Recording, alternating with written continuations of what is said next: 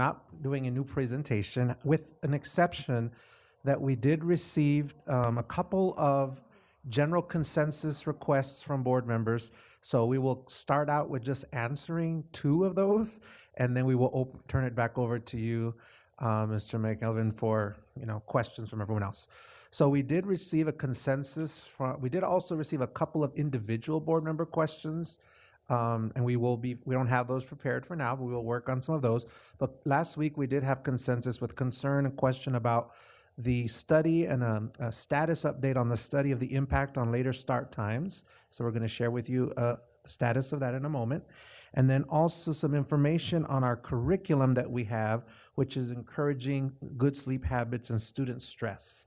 So we want to provide you with a very brief update. It's not a PowerPoint, just an update on those 2 points. And then the third one is really questions that were consensus around how is the youth survey data being used in our school improvement plans? And that is something we are working with our RAS team on, and we don't have any specifics to provide on that piece, but we will be able to come back on that because our RAS team are the ones who work directly with our principals in writing their school improvement plans, but we are going to be working with them on making sure that we're incorporating that.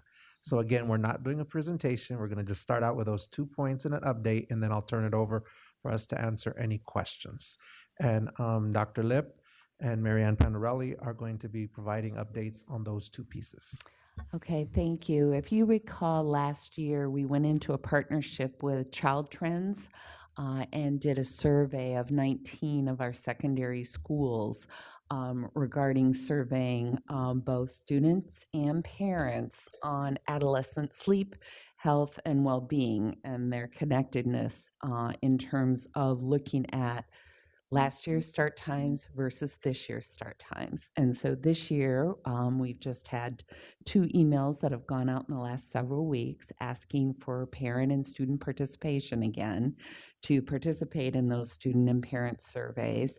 And then the research team wants to follow up with focus groups in the next couple of weeks and look at student volunteers, parent volunteers, and administrators or instructional teams from each of those 19 sites. So we're hoping to continue to work with Child Trends through our research department and a program eval department, and we're hoping to have results for you by this fall. And we will work with Chairman Hines on that because we do know that was a major initiative in terms of later start times. So you may want us to come back and present that in a formal way. So once we can complete the focus groups and additional surveys, we'll be happy to come back and do a presentation just on that, since we do know it was such a major initiative. But we wanted to give you an update on where we were in terms of the progress. Mm-hmm. And the other piece had to do with the question on sleep and stress, and that is covered in the Virginia Health Standards of Learning. And we cover sleep in kindergarten through 12th grade, and stress we cover through 5th and 6th grade, as well as our 7th, 8th, 9th, and 10th grade health and PE classes, and a follow-up even with 11th and 12th grade and advanced PE classes. So we wanted to share that information with you out of Liz Payne's office. Okay, so with that, again, we will open it up for more questions that you may have or comments, and we're happy to engage. And again, for those of you who did send us some questions, we did get a couple today. Two different board members send us some questions today. We can certainly work with Dr. Garza on how we best answer some of those. But again, we don't want to do a whole presentation tonight. So. Okay, first I have Janie. Thank you again. This was just a massive report. Very interesting. A couple of things. The student climate survey. This is not the CDC risk survey that we do. No. Okay. Tell me a little bit about the student climate survey, and this was given last year. Okay. The student climate survey is a state survey. Okay. It is given every year, but it is given to middle school students one year and high school students the next. It is a sampling survey. The state sends us a random sample they send, depending on how many they want to do, but they'll send a random sample, say, of 75 kids. And we then seek parent permission for the kids we allow them to opt out if they don't wish to opt out. And then they pick 25 from that group. But the state controls the randomness of the sample. Okay, great. Thank you. The other question, I guess some of the responses, or is it yes, the student satisfaction on page 12. I was very pleased with those responses. I thought that sort of indicates fairly large satisfaction among students in areas that we would care about. There are also areas that that adolescents will have a different opinion. One question I had is when we did the PISA surveys, one of the critical pieces a couple of years ago that we were concerned about is student-teacher relationship, and if kids felt that there was somebody who they could go to, there was a close relationship, so that it's not just grades and you've got to be academically successful, but that sense of personal support. And my sense is this looks like it's better, but if you could talk a little bit more about that, because that was something a couple of years ago we were concerned about. You want me to do it? What I would say is that it's difficult, like you can't compare the PISA survey to this one. I know, but that was a highlighted and thing. I do think that it is an area that we continue to focus on. There's been a huge thing across the division around relationship. Right. And schools have tried a variety of different things to engage youth in those pieces of relationship. I think that it's an area, because it's such a strong protective factor on our youth survey. Exactly. It is an area that we continue to really focus on. And one of the things that we hope to do, as it said several times in the report, is engage the youth in discussions about what would make them feel like what barriers are there to having them feel like there's an adult they can talk to, and what can we do around those barriers? Because we sort of feel like we've done a lot of work with the teacher end, and we need to kind of have a conversation with the kids to find out what it is that, for those kids who don't feel connected, what's happening. So then it appears as though you're as a result of this and our ongoing concern, that you will go back in and dig a little deeper with kids to see where we could do better. Absolutely. Okay, all right, thanks. And the last question, since we have a lot of new board members, you talk about responsive instruction. Those of us who've been around, we understand that. But with a lot of the alphabet soup, and since there is a good deal of information on that, you might just very briefly talk about what is responsive instruction. All right. Yeah, I think in terms of, again, the engagement piece, the active learning piece, students being really involved, differentiating instruction, but really that very active participation piece. It also can include everything from assessments to performance-based assessments and just really active learning in terms of students. And I think you also get into the cultural proficiency pieces too, of really meeting the needs of all of your students. So I think we kind of connected a lot of them together because we're working on several of those areas to be able to really look at active engagement through our instructional walkthroughs. You know, a lot of schools are really looking at certain pieces as they go into classrooms and do instructional walkthroughs so that students, other teachers can observe students across settings and how are they actively involved with all teachers in all subject areas. So I think we try to intertwine or weave that into a lot of the narrative. It's just it's a strong strategy-based approach for engaging students in a meaningful way. It's really done really well in our schools. I've been impressed with what I see on that, and teachers find it very valuable because they can can learn how the strategies and they see how they apply in the classrooms. Great, thank you. And so I was pleased that when you're doing walkthroughs, that's one of the times that you assess how well the responsive instruction is doing. And Correct. I think that in some divisions it might be called response to intervention, but in Fairfax County it was felt that what we're really doing is making our instructional strategies more responsive to the needs of individual children by name and by need. And I think an exciting thing this year has been a greater effort to blend looking at students and the tiers of instruction, of interventions that they might need through academic, behavioral, and mental health lenses sort of simultaneously, and to build the interventions in an interwoven way. And I think there's some real exciting things that'll come out of that. Great, thank you, Jan. I'm pleased that we're calling it RI and not RTI because it's very different when you look in the research and national discussion. The last piece is... And you're correct, Ms. Strauss, we had a debate over that because you're right, it this- depends on the school system, and it's different across the country, but we believe that that was Yeah, most important to do. This is a much better approach, much better definition. Then the last question is student mental health. Obviously, that has again been an area of a lot of work and a lot of concern. I just briefly, how do you feel we're doing? We've done a lot of work. But how do you think? I would say that the most positive thing I would see is that our youth are stepping forward and asking for help for their peers. It has become a culturally accepted thing to ask for help and to get help for someone else. And I really think that has, we've tried a lot of different things. We've done a lot of gatekeeper training. As you saw, we have, when we wrote this report, 16,000. It's now up to 18,000 employees who have been trained in the Cognito training.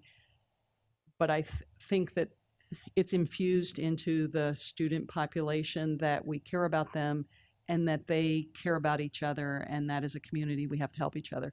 And so I think, when you're worried about stigma, you're worried about those kind of things, from a prevention standpoint, that's been critical. I think we've gotten woven with our county partners a lot of other supports when it comes to different interventions and building the system of care, which you'll hear about at another work session.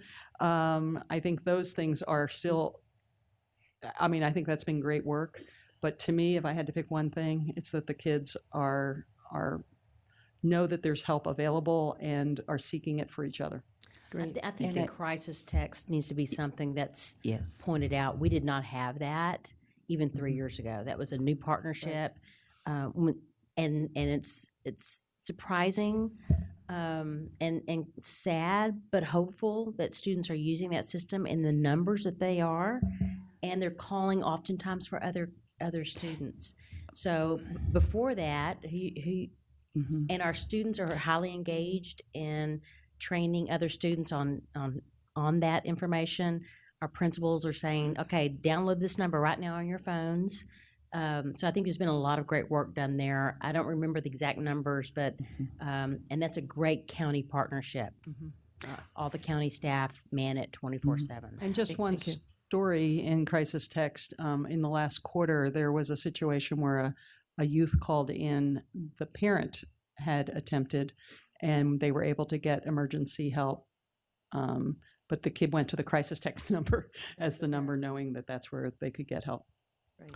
I think it's important too, the work that we are doing with the students, because they're taking a real active involvement in terms of planning stress buster activities, resiliency activities, mental health and wellness activities across their schools. So by having them take their own youth survey data, really analyze it, what are the needs in each school, where do we want to put our efforts and our resources, and then really planning, implementing, and evaluating those activities, the students are taking a really active leadership role. And we think that's been a real area of growth this year. As we said, Ben is working with us on a compository to share with everyone across all schools, because we know we need to scale it, and we don't want just the best kept secrets in certain schools. So we really do want to share all of that information with all of the schools. But I think the student leadership piece, because they are our future and they will be responsible. Well, it will always be a work in progress, though. It's something we always have to attend to. Sure, but so we are seeing positive results of the things that we have put in place very aggressively in the last couple of years. So Okay. it's bearing fruit. Thank you. Thanks, Janie. Next we have Ben, followed by Karen. Thank you. This is one of my favorite reports all year. I get really giddy looking through it and reading it. I want to start off real quick with, I think it really is a nice segue from our last part of this work session about the way that this board and this leadership team are very passionate about bringing the data that we hear from our respondents into strategy that we're incorporating in our schools and across the division. When we look at our employee engagement survey, we're very interested in making sure that we can realize change in areas like how are we going to help employees feel like they can speak with their administrators, so that they can, have better morale in class, in school. When I look at our student climate surveys and I look at our youth survey, that's given county-wide, the question that comes to my mind is, how are we using this in our schools to improve outcomes. And I will say we have had a great amount of student participation in this. We've done a really good job over the past few years of bringing in our student leaders, sharing this data with them, highlighting the importance of it, breaking it down by pyramid, so they've got access to it, and it's personal and unique to their schools and their areas. What I would say, though, is that I think there's more we can do there, and this is a point for consideration for you all, and then follow up with a question, that if we're identifying problems in our youth survey, but we're not necessarily incorporating them into school improvement plans, that might be an area for improvement for us. Because if we are going to empower our campus level administrators to focus on problems that they've identified at their individual school, I think we're going to improve outcomes than a division-wide approach perhaps might, to say we're going to conquer this problem, because specific issues are going to come up at each campus. So that would just be a point of consideration that I know I've spoken with Dr. Lipp about, but I wanted to bring up for the board's consideration as well. So I guess my question to Dr. Garza would be, do we have any plans to do that, to scale that operation? Because I know some schools are really focusing on it, others maybe not so much. Do we have any plans for that? And probably I'll need to ask Dr. Lockhart that, but I think that's a perfect, I would imagine most of our schools have already included that in their school improvement planning process. But if they have not, I think that is a good point. We can certainly make that an intentional piece without difficulty, and I think it would be high leverage. Okay. So I think it's a great point. Yeah, well, and I look forward to working with you all over the next couple months about that. And I also mentioned with Dr. Lipp, as a very quick plug on that, with our health education as well, we've got a great resource in our youth survey data. If we can identify there are certain risk factors that are affecting schools at a higher level than other schools, we need to focus on that, as an education piece. If we've got certain drugs that are being used at a school, we can educate on that more specifically and target that so it's much more effective at the campus level. So I just wanted to put that out there. Second thing is our Cognito training. I wanted to mention to you all, I don't know if you've heard from teachers about this, but I hear all the time that it's one of the most impactful trainings that they've ever gone through. So I wanted to make sure that that was out there. I wanted to ask staff if we've got plans for increased, continued grant funding to keep that going, and how that's going to, endure in the future. There are a couple things in the works from, again, our CSB partners have been reaching out looking for grant funds. I think that we made it mandatory, and I think, again, we've trained a lot of people right now. So what we're looking forward to in the future is being able to have sufficient funds to have people take it as they come in new, so have it be something for new employees, which is obviously less expensive than having everybody trained. There has been and a refresher after so many years, absolutely. And there's discussion at the state level about getting a state license and or a regional license, as in, the Northern Virginia region is quite a possibility at this point through the Department of Behavioral Health, as opposed to BDOE. And so I know those negotiations are going on. I've been asked people will periodically send me questions to ask about our experience, or call and ask about our experience. So I know that, that would be great, because then it would be free to Northern Virginia.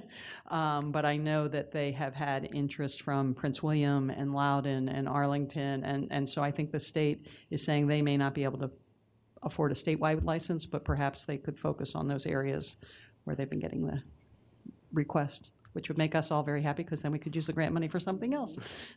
Well, that's really good news. And then finally, I wanted to compliment Mr. Guilfoyle and his staff for the incredible work on community engagement, particularly in the social media piece. I hear from students so frequently that this is one of the areas that they really feel like they've been able to be involved. They feel like they've got a better stake in it. And we talk about employee engagement. Student engagement is, I think, equally as important. When they get a feeling for what's going on and they feel like there's this response to their needs and questions, that's really valuable. And I think our Twitter outlet and our Facebook outlet and other social media platforms have become so much more than a snow day announcement. They've become places where we can highlight student achievement, we can highlight the great things that are going on in our schools, and I think that's really valuable. So I just wanted to place that compliment out there. Thank you. Okay, next Karen, followed by Sandy. Thank you. Wow. Talk about a comprehensive report. And I actually think that it is a nice capstone to our earlier discussion about the employee engagement survey, because there are a lot of complementary pieces to the two. It would be interesting to hear from you all if you took the results of the student surveys and the employee surveys, and if there were common themes that as a system we need to address. Because I think that, it's a high stress Northern Virginia environment. There are a lot of other external factors that impact the way people approach things, including why we had to go, we have sleep and other challenges that had to be addressed, stress being one of them. I also think that it's a really good report to outline some of the excellent work you're doing in the area of executive function skills. And what I often find with many of these reports is they're wonderful and they're great catalogs, and we don't necessarily get the message out to our broader community about what's available to them. And so I think it would be very helpful to have a better understanding of how we communicate all of these great tools that are in our toolbox to a broader to the broader community. And I don't know if it is by having focal points where we send out a "Hey, did you know?" message and talk about key issues impacting students with stress, or "Hey, did you know that these are wonderful tools for your student in executive functioning or technology or something else." But I do think that if you look at the data here and you look at the data from the earlier survey, it shows that there's a disconnect with all the good things that we have available and what people know they have available, or understanding how to use it. And then the other thing, I did send you quite an exhaustive list of questions or comments, and it was really just to better unpack what's in there, because there is so much and it's so dense, and we have a really full agenda, because I think that we could probably take any one of these chapters or sections and do a full work session on it. So just bravo, but if you could talk about the relationship between the independent piece parts, that would be helpful. Well, excuse me. I think talking about the communications element specifically, I think it's an ongoing challenge as a school system. Certainly, I think if you look at the multitude of things that we have to communicate at any one time, it's a huge challenge for us. I think it starts though with, first and foremost, that we need to have at least a good repository of that information that people can find when they are seeking it out.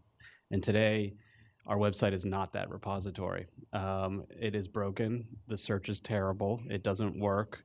It's not mobile responsive. The content is dense. It's hard to understand. It's not readable. So that is sort of ground zero to start where we're starting from. So we are working hard to make that improvement, and we're working as quickly as we can. I will tell you, this is a project that in other places I've worked on has taken 2 to 3 years, and we're doing it in 6 months.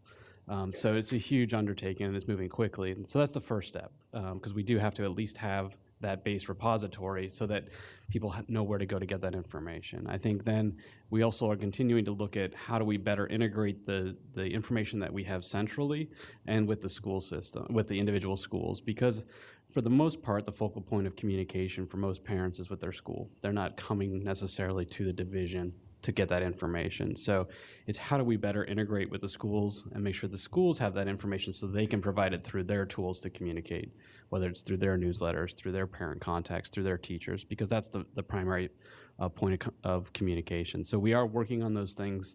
We have a long way to go. We're working on both the tools to do that, the processes to do that, the business process behind those things. For the first time, we've started gathering all of our departments together on a quarterly basis to cross-share information. That hadn't happened before. So we're trying to get a better sense for all the things that need to be highlighted, those things that need to be communicated. And so we're working on those pieces. If you guys want to talk specifically about executive functioning, though, I can turn it over to you.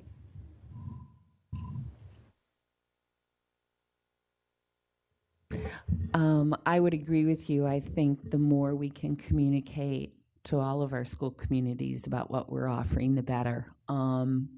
We had the special ed conference 2 weeks ago. We talked about the 2,100 participants. We ran several sessions on executive functioning from preschool all the way up through high school. We, of course, did a lot of curriculum development last summer. We rolled out a lot of August training for all of our staffs, and we've really been implementing a pretty robust curriculum across the board. Also, one thing we did not put in the report, and we do need to highlight and communicate, is that our instructional services counterparts have really been working with us also in terms of the electives, in terms of incorporating it across all core instruction, so that no matter what type of learner you are, you can access those skills and strategies, which we consider sound, good core instruction. And so you're right. I think people coming out of the sessions 2 weeks ago were like, wow, I didn't realize all that's being offered, that kind of thing. So I think as we develop the new communication systems and Matt works with us and we look at how do we highlight those things, it's important. It was like I was at the Parent Resource Center again last week, and many parents say, wow, we didn't realize all of the training sessions that you offer because we didn't check that for our communication. And we should have checked Parent Resource Center. So it's always going back and talking about the new tools and how we really showcase, as we say, the best kept secrets so that we can scale it across the 200 schools. And I think you bring up a really good point, something we're constantly challenged by, right? A lot of noise out there. How do we make sure that people know all the good things that are going on?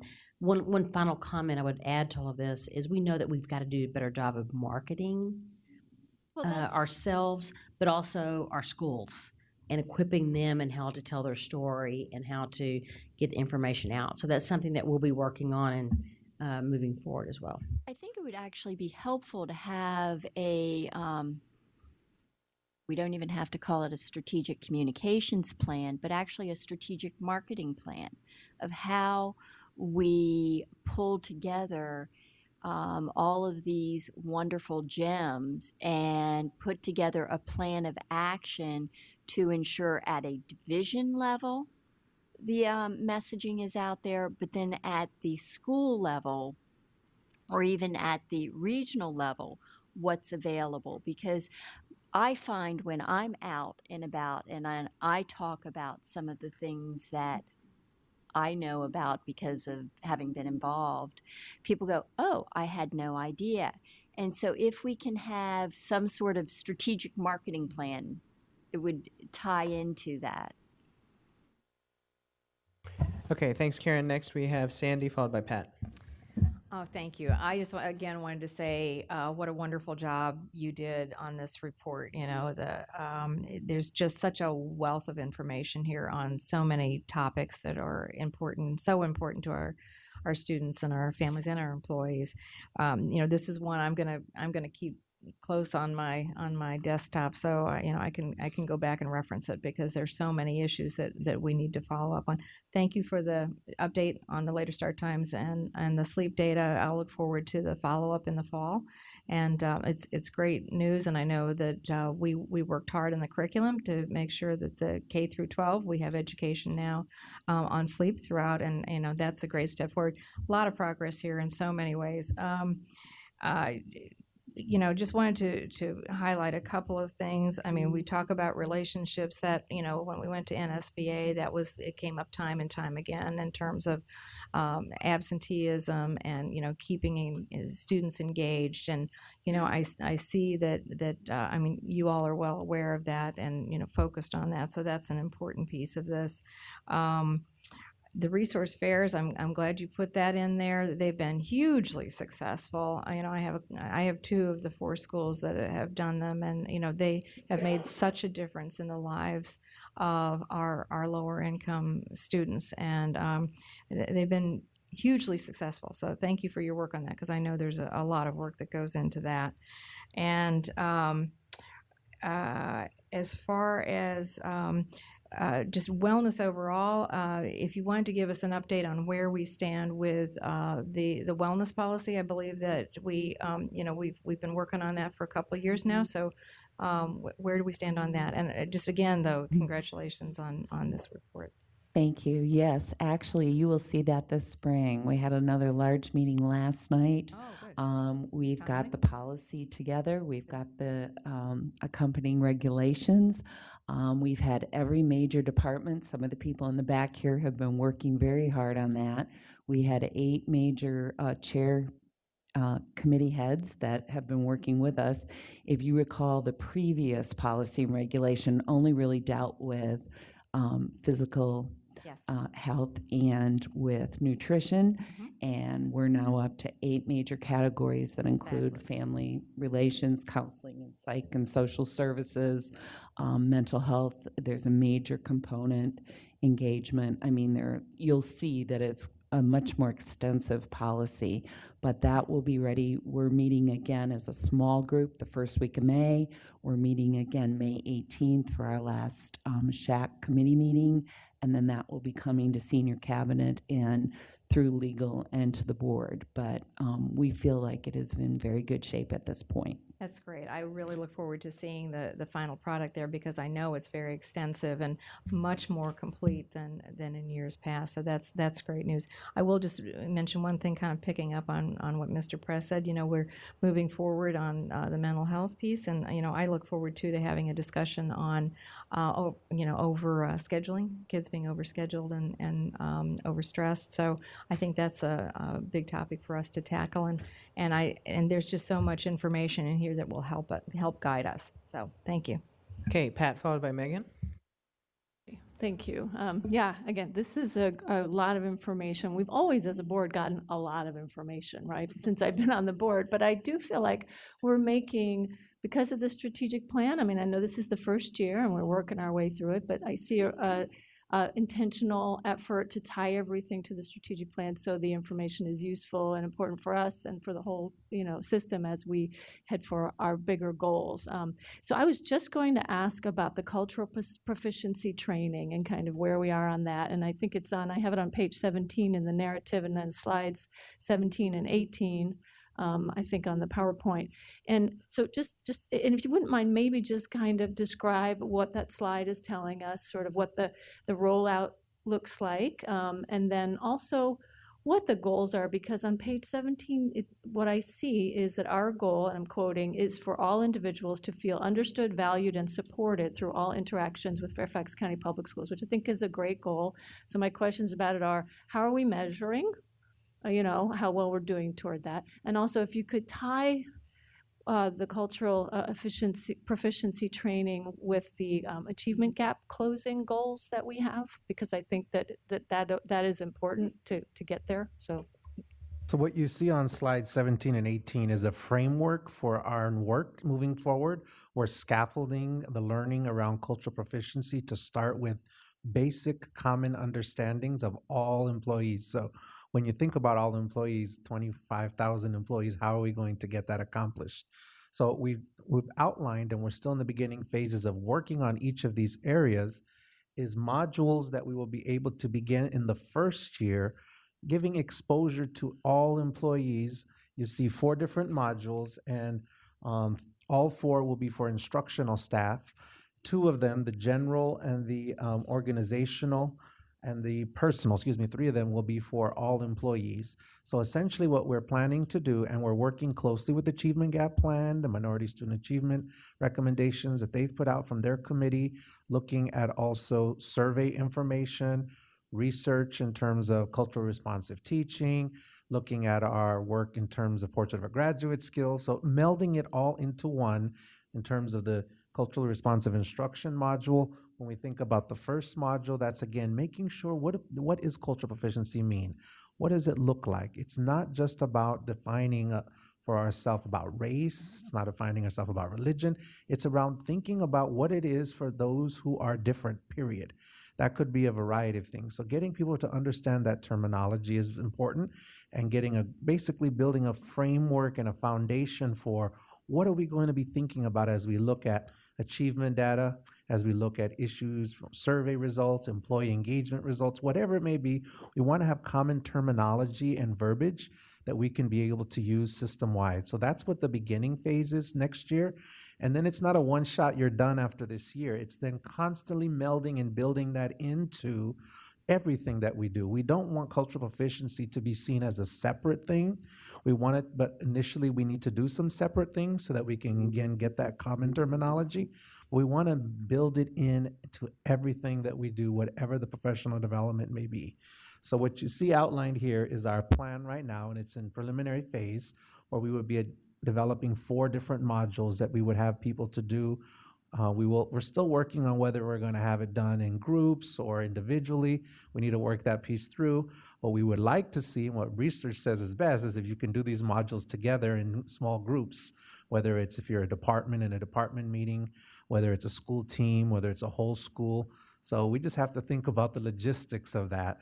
But right now, what we wanted to outline for you was that we have thought about it, and we have put 4 different areas of focus moving forward. And again, the basic foundational structure for verbiage and common terms, and what does it mean, and how is that connected? The last one speaks to our strategic plan. How is that connected to our strategic plan? How is this not something you're doing extra? This is something that's part of our daily work. Okay, and if I could just, thank you, that's very helpful. And then and I don't know if this is a wise question or not, but I think one of the things that I'm looking to do, and I know you are too, is this work actually going to make a difference? Are we going to be measuring some sort of outcomes, and what would that be? And that's very, very important, because as I said, we don't want this to be separate. So the way we see this in terms of our outcomes is our student achievement outcomes, looking at our achievement gap, looking at our survey results, as I indicated, for students and staff. We're not going to be creating separate measures to measure cultural proficiency and how we're doing in that, because we want it to be something that's connected to our work. So how we would hopefully see, and what we would like in terms of metrics, is our achievement results, our achievement gaps, survey data, qualitative data that we hear through focus groups, through meetings. That's how we will see whether cultural proficiency is having an impact, not a separate measure to say, are we culturally proficient, which some districts have done, but that again makes it be siloed out into something that, oh, I don't really need to do that. That's just something that's going to come and go. That's just the phase, the fad of the day, or whatever you want to call it. This needs to be part of our daily work. This needs to be part of what we're about. You just heard earlier the results from the engagement survey. We need to be able to see it there. We need to see people feeling comfortable to work with one another, whether it's your supervisor, your colleague, feeling that you have potential to move forward in the system. Those are all part of cultural proficiency if you look at it and build it that way and not do it separate. I would issue a word of caution on this one. Many school systems say they have done this, and many have not done it very well. So we're trying to be very careful and very thoughtful with how we design this training. We are starting first with employees. There is a reference, as Ms. Corbett Sanders noted on the executive report, the narrative report, that eventually we do believe there's a need for a parent module as well, but we're not starting there. We need to start first with developing for our employees. So I think it's more kind of down the road, but we do recognize that our schools and others have said that's something, because our school communities have such diversity, and so when we talk about engagement of parents, it would help us better engage parents if we had some parent modules. But we're going to start first with our employees, and there's not something we could just purchase off the shelf somewhere. You can, but it's not what we want. It's not very good typically. So what's on the shelf is what I talked about, siloed programs that make it be a separate initiative. We don't want this to be an initiative. We want this to be part of our daily work and how we all work together as parents, as staff, and as students as well. Okay, thank you, Pat. Just my 2 cents on that one. I think there is merit to having it be an initiative, so I think we might want a fuller discussion of that in the future. Next time, Megan, then followed by Tom.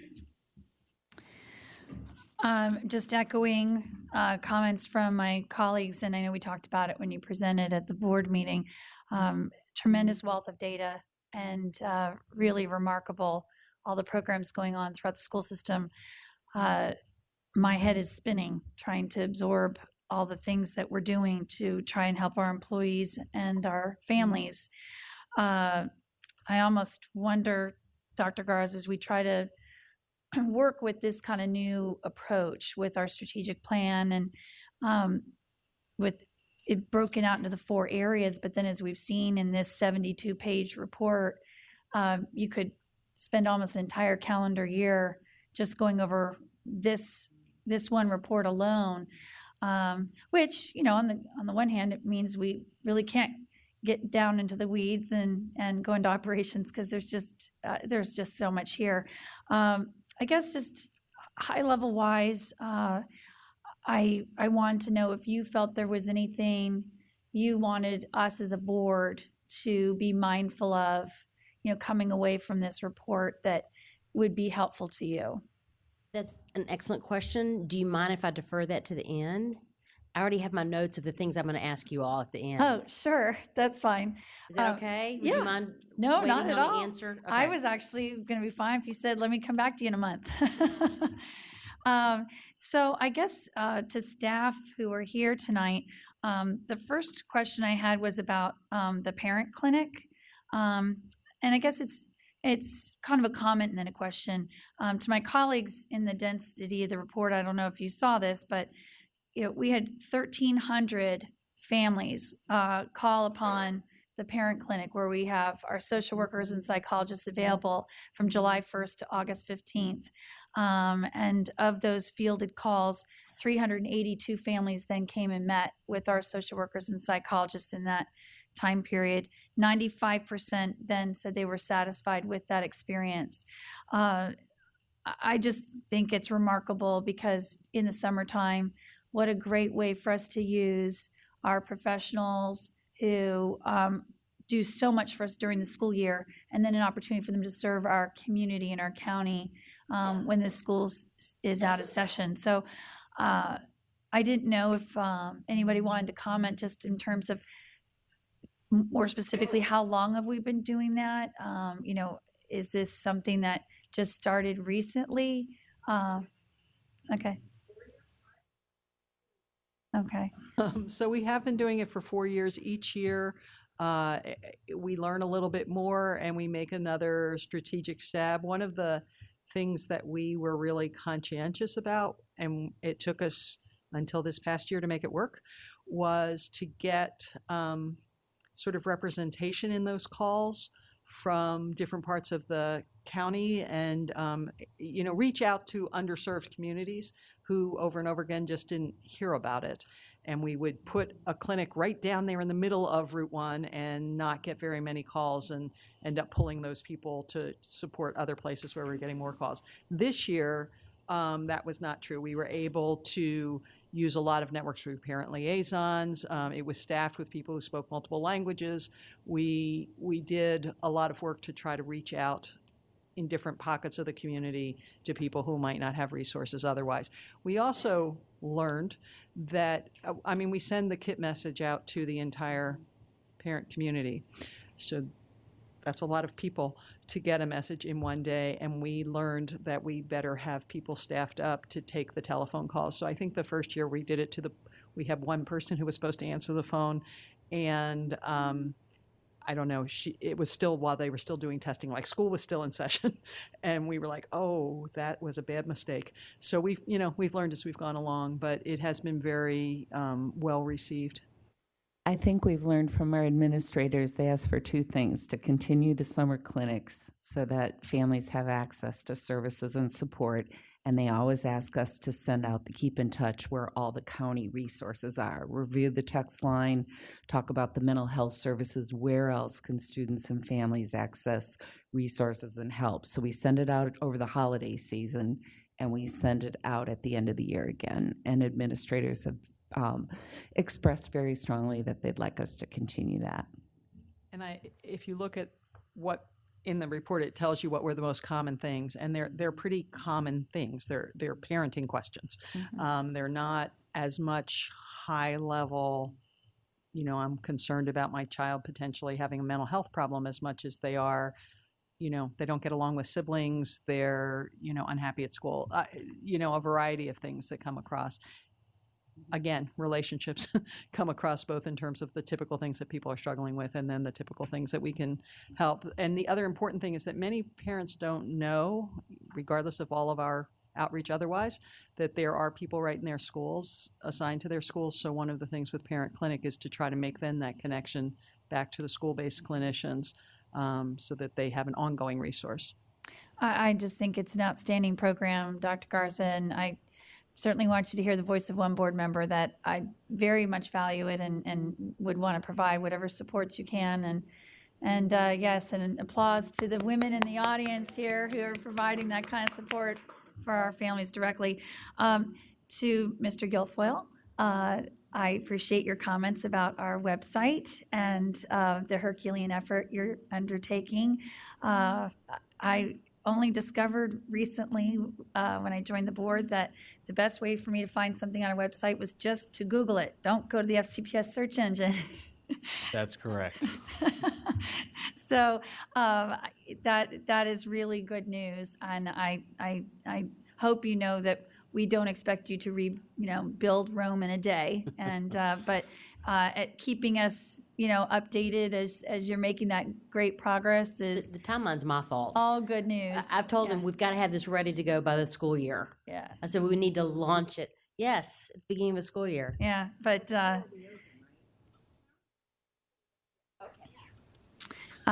and I did notice in the report it mentioned trying to streamline and be more strategic with our communications, and kind of drawing that function away from the various departments and sending it all toward your department. Could you speak a little bit about what that actually means? Sure.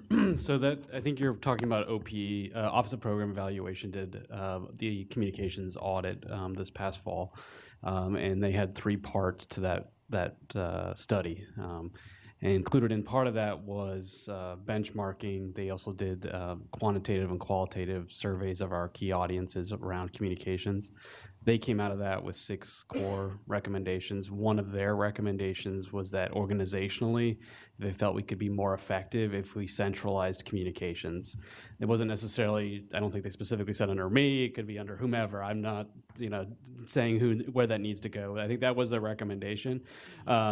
I do think, we are looking at some opportunities to do that, and where it makes sense to realign some resources, we may try to do that. I know we have some recommendations that'll be going to Dr. Garza, and we're continuing to look at that. I think, like I mentioned before, though, even if it's not necessarily a physical restructuring, Dr. Ramey and I have had conversations about just in terms of like internal communications. We have big challenges in internal communications. It hasn't necessarily been an emphasis point for the organization. We don't necessarily have a dedicated resource to internal communications. And in most large-scale organizations I've worked in, you had teams dedicated to internal communications, and being the 3rd largest employer in the state of Virginia, you would think that we would need to put an emphasis on that. So Dr. Ramey and I have had conversations about how can his team and my team work collaboratively to do that, along with the other departments as well. So that is an area that we're working on. That's great. And just finally, as Dr. Lipp knows, I was very excited when I met Dr. Mark Brackett from the Yale Center of Emotional Intelligence. And I wanted to just make sure I had a clear understanding from the report. Is Project Aware, is that his involvement with us, or is that different? The grant has to do, Project Aware is an expanded grant with the 5 schools I think you saw in there. I think we listed them, didn't we? Yeah. Okay. And so one of the things, Dr. Brackett's coming to visit us, and schools are exploring whether or not they want to include that social emotional component in part of their training for the greater staff. So those schools, as well as our team, are going to meet with him and continue discussions to see if we want to infuse his work more extensively in what we're doing in terms of the tiers of intervention and behavior, that Mary Ann discussed before. So we've worked a lot this year, setting up structures for those 5 schools, making decisions about how we can align behaviors similar to how we do tiers of instruction. We're doing the same with behavior to address social emotional. And so the 5 schools are very interested in Dr. Brackett's work. They're trying to take a look at it and make some decisions as to whether or not they want to incorporate that in their second year of training and work and what they're doing.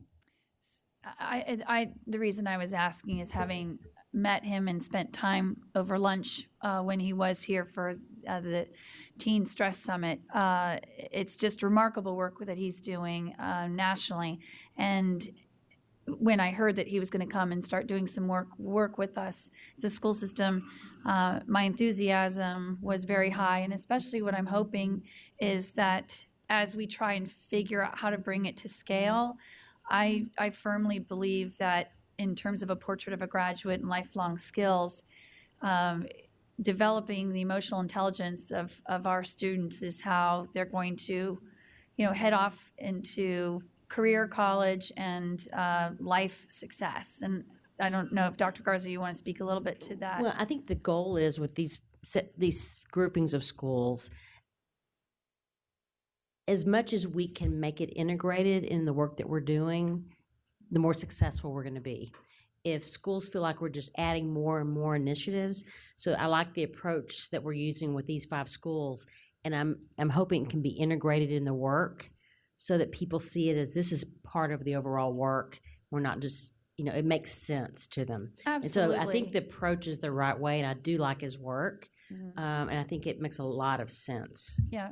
I mean, I'm very sensitive. We just talked about it in the other segment on workload and people feeling overwhelmed. I think what I'm hoping is we refine our health curriculum even, is that a way that, Yep.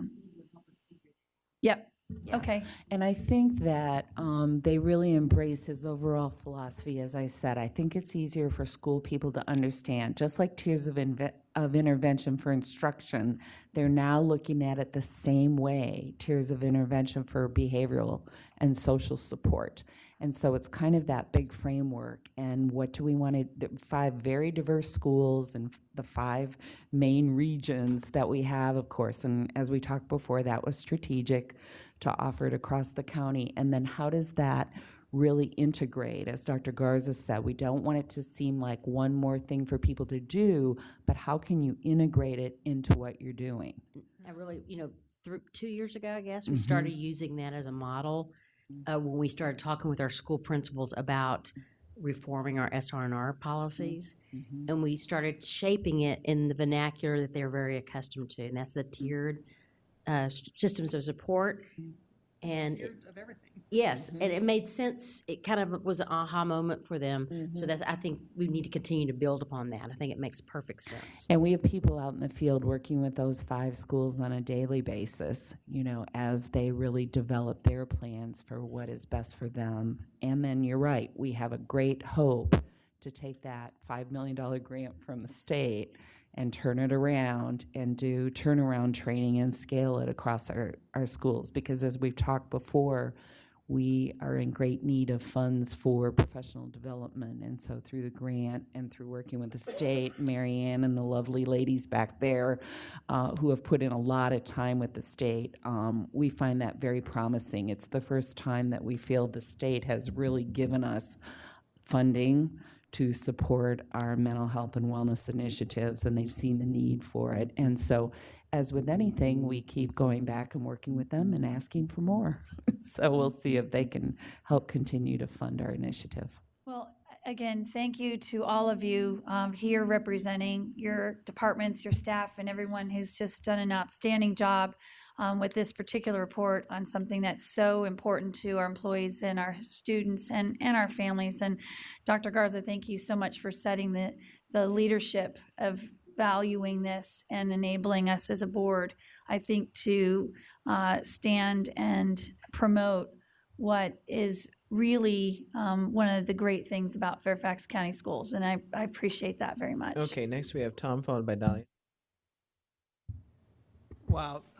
This report, as everybody has already said, is so full of information for me that it's very hard for me to to digest it all. But and so I don't have a ton of questions. What I really have are opportunities, I think, for you to just expand a little bit on what I'm understanding here, so that I can have a better sense. But before I get to those specifics, I wonder whether Dr. Duran, within this goal too of caring culture, the previous presentation helped identify areas in engagement that we could focus on, that might have the biggest impact. After putting this together, do you have a sense of the top 2 or 3 spaces within caring culture that you think, hey, we could really use more resources? Or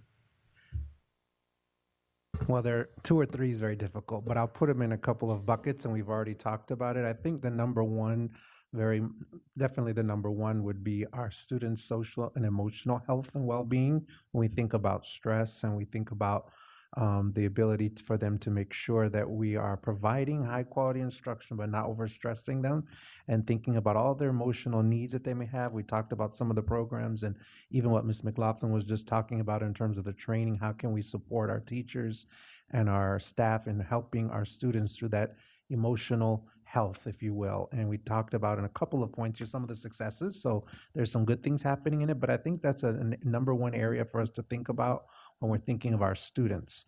When we're thinking about our staff, and you heard a lot about the employment engagement, I'll defer to Chase if he wants to add anything in that area.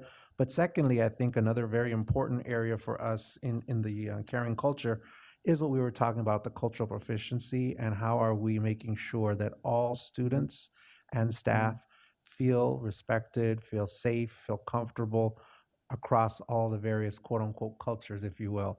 And I'm saying that in a very generic term. So those would be 2 main areas that I think. And again, I think you'll see some successes in here. And if I have to do 2, I mean, there's much more than that, but if you're asking for 2, that's actually perfect. those would be 2 big high level areas. And I'll defer if there's anything on staff you want to add to that, or Dr. Garza, if you want to add any to that. I would tell you that I mentioned this at the work session, at the board meeting, I think one of the most important investments we've made is the SOSAs since I've been here. I think that was well, I was about to say the amount of money it took, but I probably would be wrong. Okay, it was a couple of $1 million. It's the systems of support advisors that were put in place a couple of years ago as we changed our policies dramatically around discipline. And it shifted kind of the whole conversation from, hey, how are we going to hold kids accountable for their behavior, to how do we support students in doing new and different ways that help them be more successful in schools? How do we help teachers and students develop and strengthen their relationships? How do we help students learn the skills to work through conflict and challenges? So to me, it's there's a lot of things I'm proud of that we've done in this system. That's in my top 10. I wish we had more resource to expand that into at least some of our middle schools down the road. I'd love to see that. I would say across the board, we're lean and mean as it relates to school psychologists, social workers. I mean, I could go on. Parent liaisons, which is another piece of a caring culture. So I think, certainly we're always could use more people doing some of this important outreach work. But when I say that, I also want to emphasize that the people that are doing this kind of work are making a very positive difference. So I don't want it to be completely, and I don't want it to be negative. I would just say that you would ask them folks, they would say, we could always use more school psychologists, social workers, I could go on that list. So the resources, but there's been some great and strategic important investments. I definitely appreciate that. And that's one of the amazing things about this report is it's clear that if you wanted to have a list of wonderful aspects of what's happening in Fairfax County public schools, the list could be very, very long. That's why I sort of framed it in the negative, was that I wanted to sort of have a sense from Dr. Duran, like how he would see where more resources might be needed. And I'm really glad that you started with student stress. In my own family, my oldest daughter lost a friend who was in high school with her, and I think that is definitely something that we cannot let up on. We have to focus on. We have to keep energizing ourselves to address that point.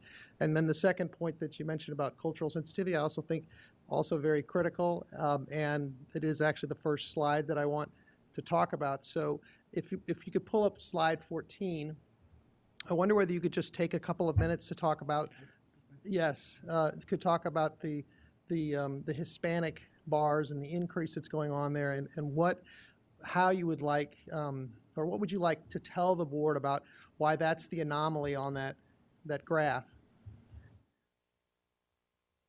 If you look at this graph, and I have my data analyst right back there, but if you look at the graph, part of the issue is that this is giving you whole numbers.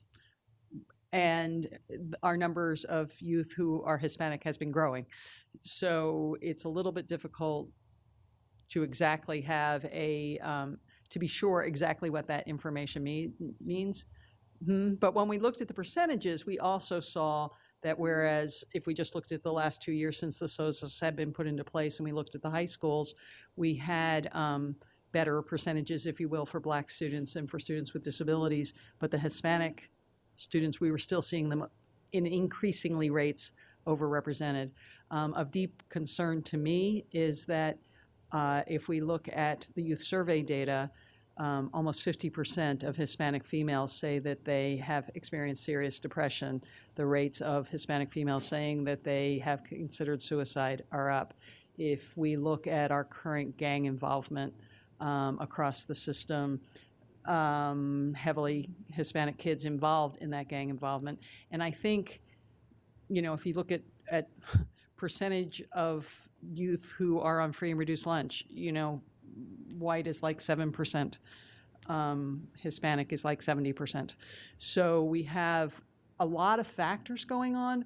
What we have been trying to do is previously, at least my section, has been looking at each of those pieces kind of separately. And so we have been in discussion about what is it we need to do to look more holistically at the social emotional piece, behavioral piece of what's going on with those kids, and what supports can we put into place maybe unique to that population, what conversations can we have with parents about what they think their kids need to support them. We see more in the homeless population. We've had influx, obviously. And so there's just so many pieces that unless we sit down and really look at it from a holistic standpoint, I'm not sure we're going to get the kind of results. So it sort of goes to cultural competency as well, but it's really, and for that matter, maybe we need to disaggregate a little bit more when we say Hispanic. I'm not certain the Hispanic is the indicator. Maybe we need to be able to look down a little bit lower and see which countries the kids are coming from, how recently they were here, all of those different factors. And so that, that's work that we have just begun, just launched on, and we're still kind of trying to frame our questions and frame who we need to go to. We've been within the non-traditional schools doing a lot of talking to the kids, and they are pretty straightforward and will come out with some pretty interesting analysis about why they think what's going on is going on. But I feel like we're just at the beginning. And it's a very complex issue. And I will only add, if you recall, when we presented to you on our ESOL pilot initiatives that we were looking at in terms of the high school, we saw there great gains in terms of positive gains in terms of suspensions. So less suspensions, in other words, where students felt engaged, felt they had hope, felt they didn't have to drop out, were able to be successful. Those are all connected in many times to what's going on, why you're getting suspended, why you have a sense of depression, why you have a sense of hopelessness. So when we see at those two pilot schools where we had the initiative going, students are not being suspended. They're coming to school. They're feeling connected. Just imagine you can't, and oftentimes aren't able to speak the language. You are hit a wall and a barrier knowing that you're not going to graduate in quite a bit of time. Those all impact the work that sometimes happens here. So it's very complex, but I just wanted to add that piece too. And I know we need to move along. So we did ask each school as they look at their data. We had a large. Oh, sorry. Okay. It's a 72-page report. We talk about. I'm sorry, Megan. I'm managing this work session. Okay. If you want to manage it, you can come over here. Tom, is that it? No. It's, Okay, it's please not- continue. Sorry. Actually, Jane, if you wouldn't mind just giving just a 30-second synopsis of what you were going to add there. That Okay. I feel bad that you're cut off. Oh, that's okay. Each school is looking at their data in great depth at this point. You know, Jill has helped us a lot in each of the schools and really, you know, peeling away the layers of the onion to see. We had a large influx of ESOL level 1 students come into us 2 years ago. So you say to yourself, is this lack of schooling? Is this lack of understanding school norms, behavior, those kinds of things? Mary Ann spoke to it. Is it family expectations? Do the girls see hope, a future? Is education important to them? Those are all those individual questions that you look at family. So you have to look individually to see. Does that make sense? No, that does. But my phone has a clock on it, so Mhm. I'm gonna try to encourage everybody to try to keep their answers tight because I do want to get through each of these. So if we turn to slide 40. We've got the scattergram with the student identified strategies, and the number 1 is exercise. And I would like to understand better what is putting into place to increase the activity level of students, particularly in high school, and particularly those students who don't participate in any organized sport at the school. Well, PE is still required of all 9th and 10th graders at this point.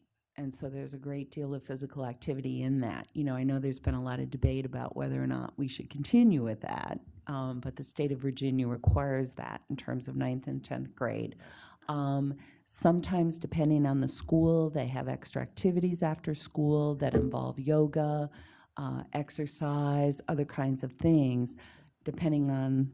The one thing I will tell you on that, and we're probably not prepared to share exactly the strategy, but I did challenge our DSAs this year to go back and look at the number of students that are not getting selected for any one activity, and how could we go do a better job of engaging students.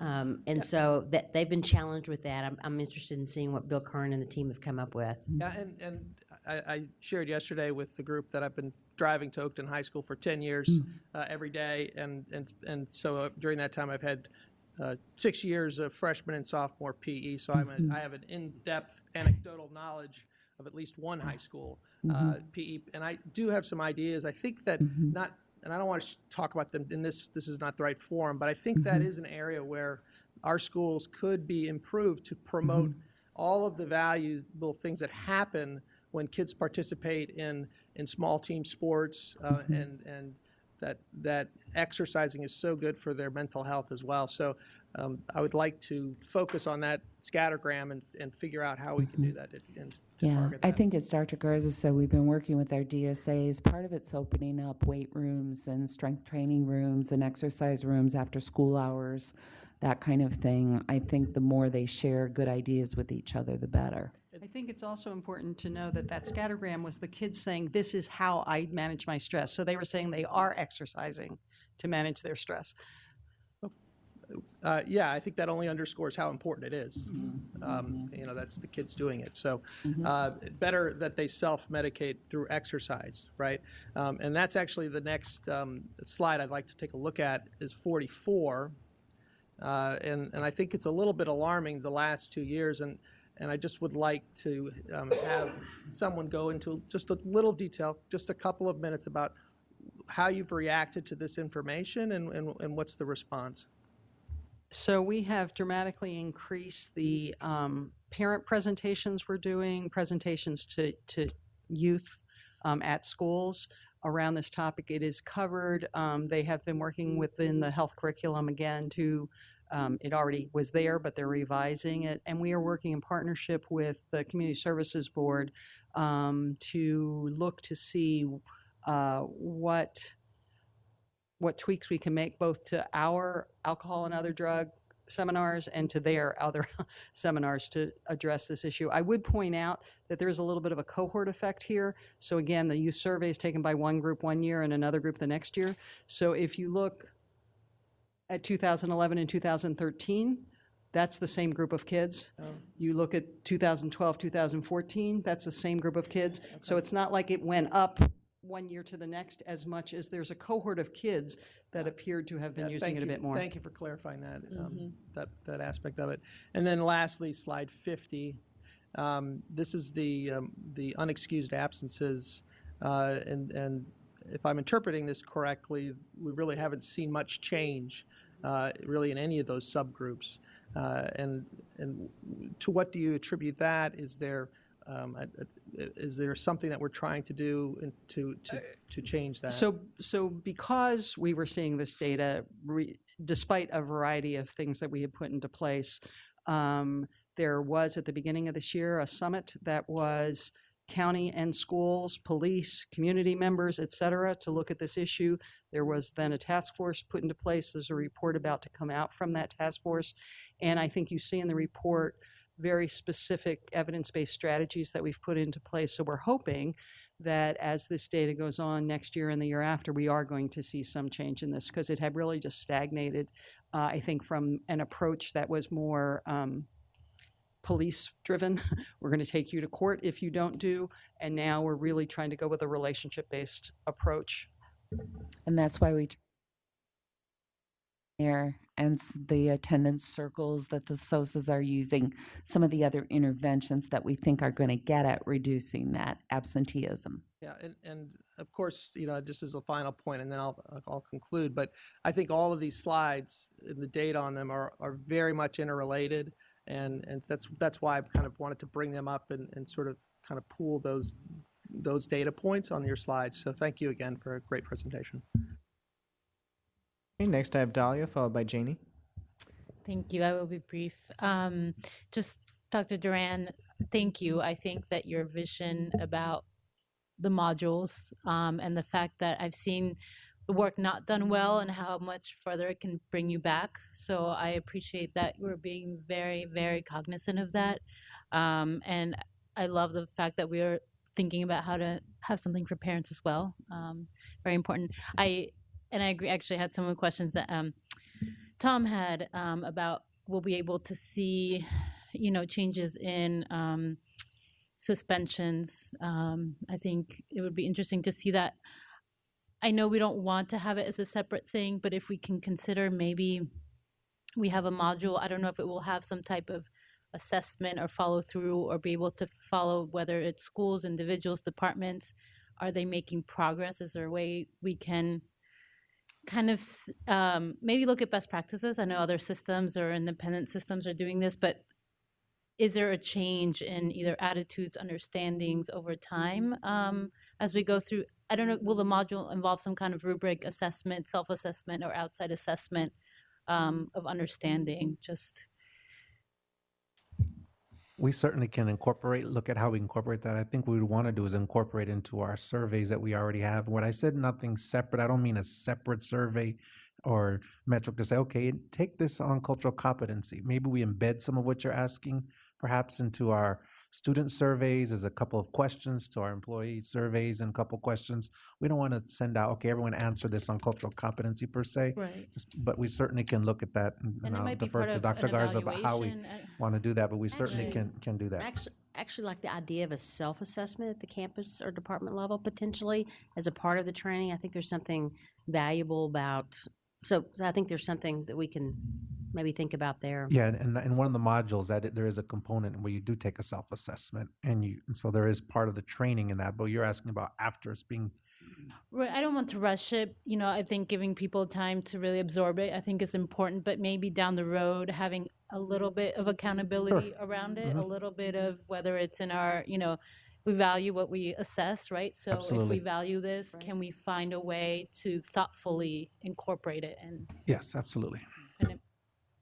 And so something to just think about, but thank you. I think that's very valuable. Around that and around some of the questions Mr. Wilson asked, I know there are some best practices out there. So just question is, are we looking at that? Will we be looking at how we do cultural competency work, how we will do some of the modules, even though we're not buying something off the shelf? There are other school systems around the nation that have had more experience, and I know you have with some of this. We are work. definitely looking at all. We have looked at, I'm not sure how many now. I don't want to give a number, but several different districts. What they've done, we're continuing to do that. So yes, that is what we're doing. We're looking at all across. We're looking at research.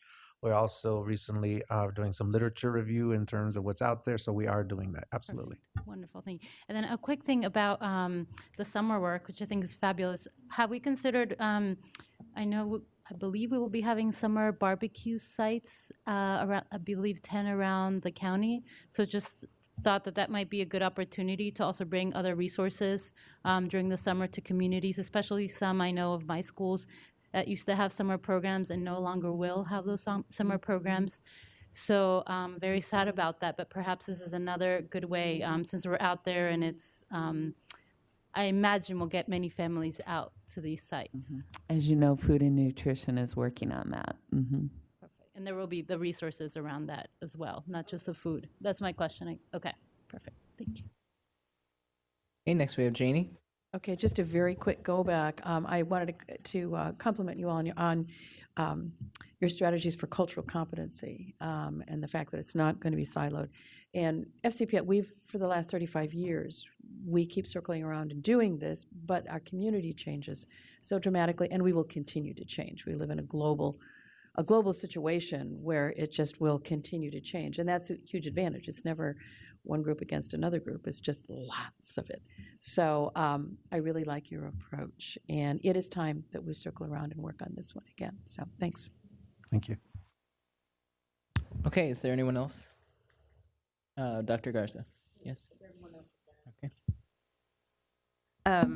First of all, I just want to just some reflection. There's a variety of different evaluation systems that come in, and they'll actually evaluate a school board on the amount of time they spend on a yearly basis talking about, student programming, teaching and learning.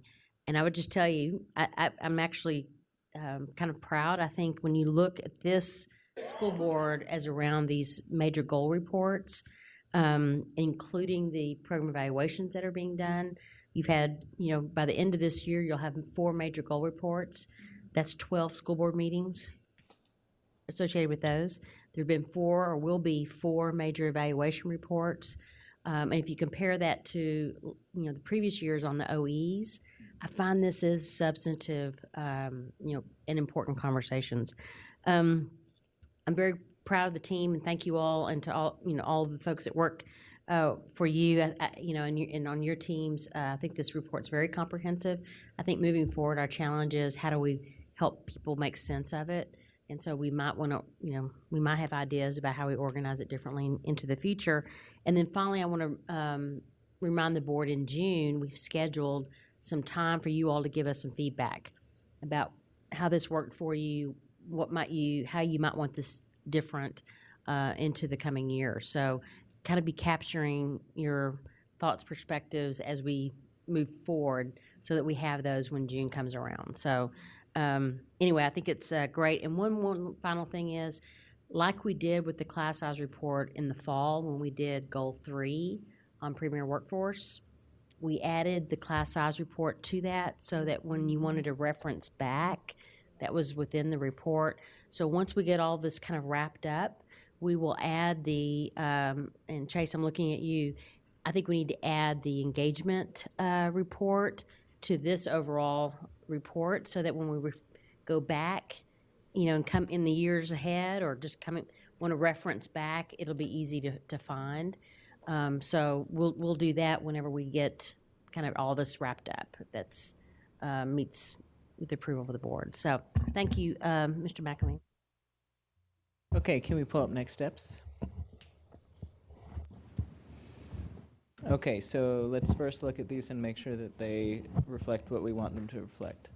Provide information to board about how schools are incorporating youth survey data in school improvement plans. Consider incorporating strategic marketing.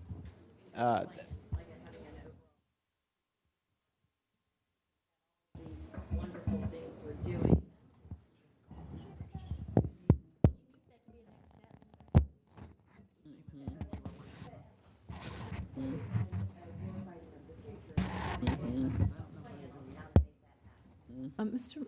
McLean, I'm sorry. Why don't we do what we did the last time, which is just make sure that what's up there reflects whatever the board member wanted up there, and then go back and vote on each, and then we'll know whether these are next steps or something else. Sure. Okay, so please look up there and let me know if it reflects what.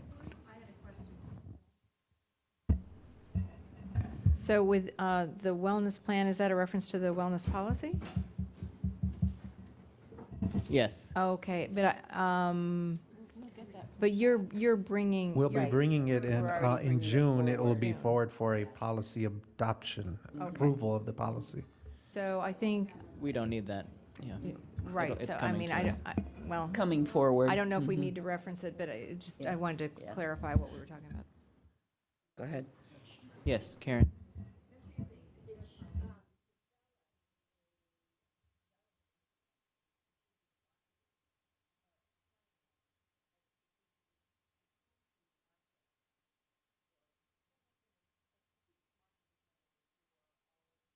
No, she wants four change. Give a precise sentence so that she can type. She needs four change because we don't have that data.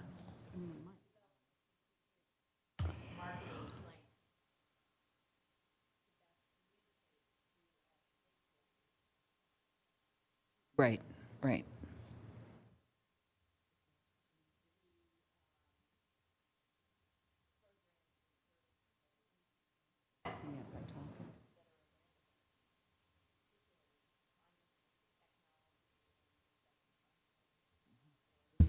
Okay, Eileen, can you just change B to best? And then that reflects what you want, Karen? Best, yes, there you go. Okay, can we look at these others and see if they reflect what you want them to? On the disaggregated data on country, we don't have it coded that way, so that would be difficult for us. We don't have, it's not coded like I that. don't know a board member asked for that. I No, we believe that mentioned as a Mary Ann best said that we're thinking about trying to figure out a way to do To that. capture, but we don't currently Yeah. have it. Just to continue to examine that data. Right, right. Okay, ready to vote? Okay, so let's vote on number 1. Provide information to the board on how schools are incorporating youth survey data in school improvement plans. All in favor, please raise your hand. Okay, we have 1, 2, 3, 4 in favor. That fails. Develop a strategic marketing plan to best communicate to our stakeholders the programs and services available. 3 votes, that fails. Consider incorporating cultural competency self-assessment.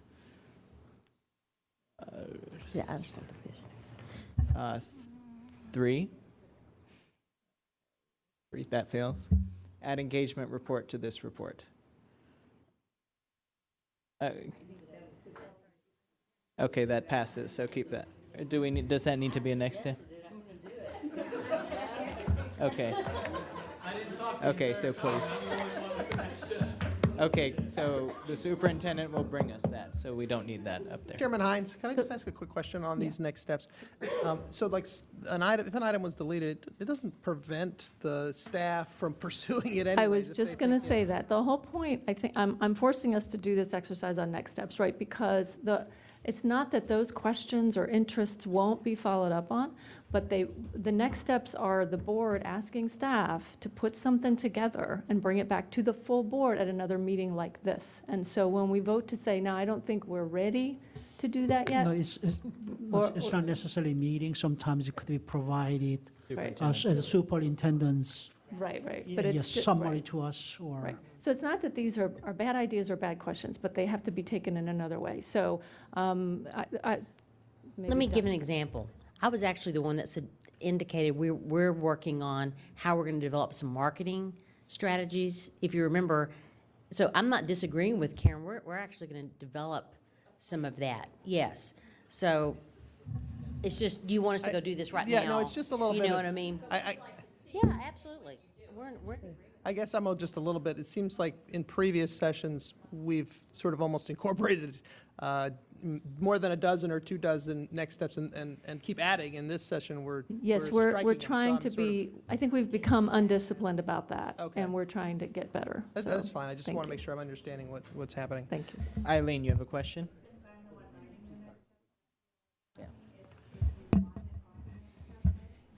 we say explicitly this is a next step. Correct. Yeah, I think we need to do that. Correct. Okay, so this session is concluded. Next, we'll be moving to audit. There will be a 2-minute break.